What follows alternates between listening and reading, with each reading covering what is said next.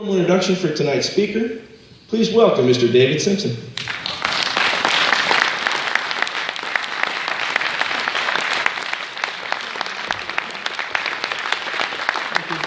Y'all sit down. This is about y'all.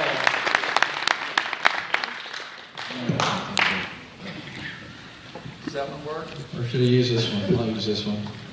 Okay.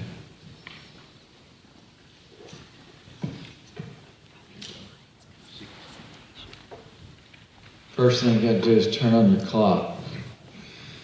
We'll talk more about clocks in a minute. Thank you all so much for this opportunity to address you. Thank you even more for the privilege of serving you.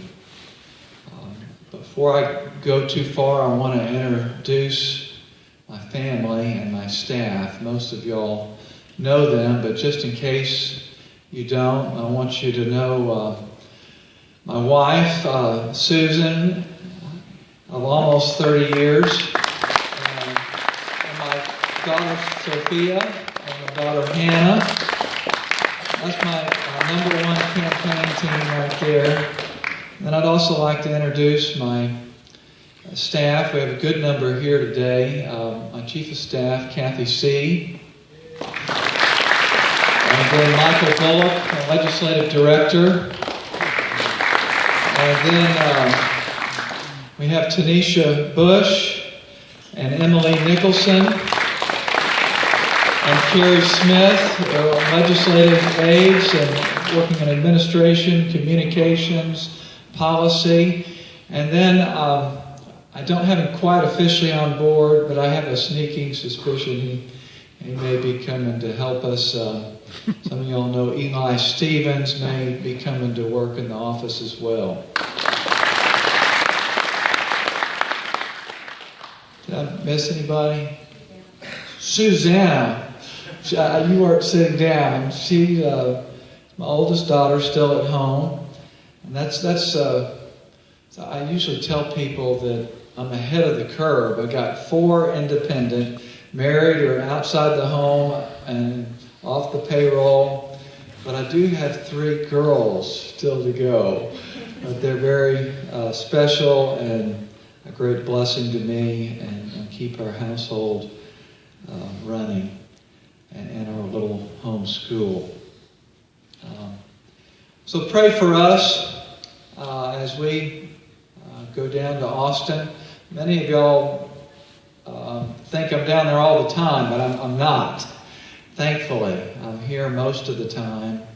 But we are getting ready to go, and for the first couple of months, we'll be gone about half the week or more. And then as March and April and May roll around, we'll be down there most of the time. By May, we'll be working about 6 or 7 days a week, 24 hours a day at some points. Before I forget, I just want to encourage you to remember Psalm 146. Anybody quote one of those verses? Verse 3 says, "Put not your trust in princes." That was the Old Testament fancy name for elected or chosen, appointed officials. We're going to disappoint you, but the Lord won't.